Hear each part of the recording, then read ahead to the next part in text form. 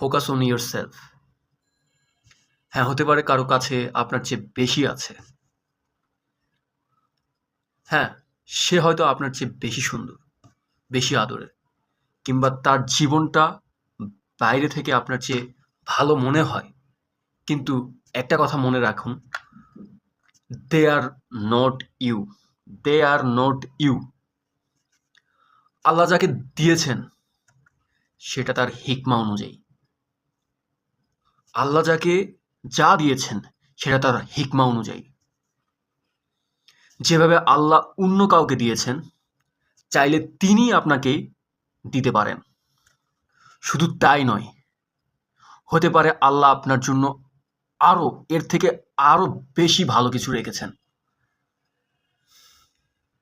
তাহলে কেন তুলনা করে নিজের বর্তমান সময়টা নষ্ট করছেন?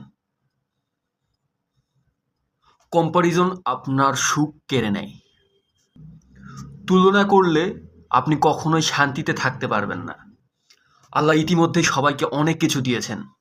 স্বাস্থ্য, সময়, পরিবার, শ্বাস নেওয়ার সুযোগ, এগুলোই শুকরিয়া জানানো দরকার আমাদের।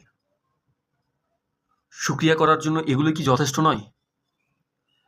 কিন্তু আপনি নিজেকে বারবার অন্যের সাথে তুলনা করছেন। আপনার কাছে হয়তো অনেক কিছু আছে, তবুও আপনি বলছেন এই জিনিসটা আমার নেই, ওর কাছে আছে। এই মানসিকতার কারণেই মানুষ সত্যিকার অর্থে খুশি হতে পারে না, খুশি থাকতে পারে না।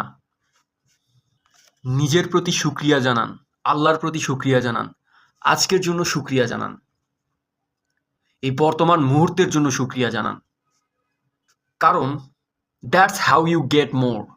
যখন আপনার কাছে আছে অনেক কিছু, তার জন্য কৃতজ্ঞ হন, আল্লাহ তখন আরো বাড়িয়ে দিবে। এটা কেন বললাম জানেন? কারণ আমি নিজে মানুষের সাথে নিজেকে তুলনা করতাম, যেটা আমার অতীতে অনেক বড় ইম্প্যাক্ট ফেলছে আমার লাইফে।